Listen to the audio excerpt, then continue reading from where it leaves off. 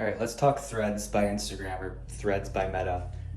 So as you guys know, over the past week and this weekend, Threads has launched, which is kind of like a competitor to Twitter, and they've accumulated already, 100 million followers, quickest app ever to do so. And a lot of people have been asking me, is this here to stay? Is this something we should be actively getting on? And if so, how would we best use it to create business or generate leads or sales, right? And I wanted to answer all this, and I'm going to break this down a little bit further for our clients in a newsletter, but to give you a quick, piece of my mind here, this is a really interesting scenario, right? It's different from anything we've seen in the past because you'll remember we've seen apps pop out of nowhere and blast to the top. You'll remember Clubhouse during COVID. Everyone was talking about that.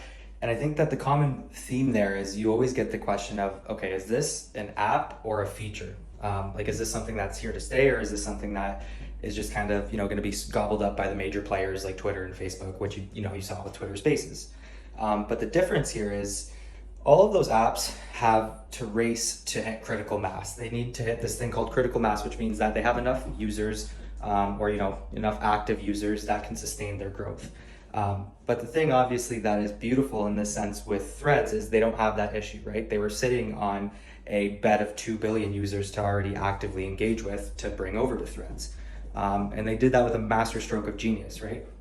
When you sign on to Threads, not only do you already have followers from your Instagram account, which gives you instant gratification, that you already have done something even though you haven't, but you can also instantly load in your bio in the click of a button, making the barrier to entry literally zero. And that's it. You're literally on the app, you have followers, and you're ready to go. So in that sense, it's brilliant, and it's very different from any other app in the sense of competing, right? So in short, with that amongst other reasons, I do think Threads is here to stay. Whether Instagram ends up integrating further as a part of a feature into their overall ecosystem or it stands alone as Threads is to be told, but I do think it is going to be here to stay.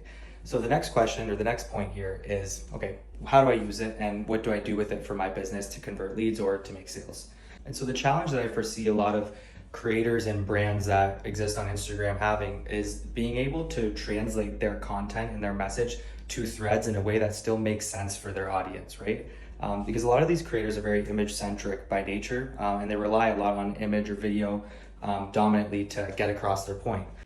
So this poses not only an issue for creators, but I think an even more complex issue for the algorithm and for the app, because I think what we're going to see here is there's going to be an initial disconnect developing between what people want to see or typically see on the app and what you would like from a text-based platform like Twitter.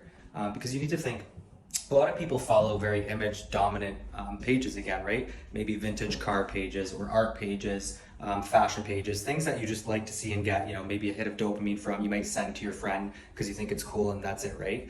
But you might not necessarily care what that page might have to say broken down into a text format in 500 characters, for example, unless they find a good job to break down a story behind that or to connect with you.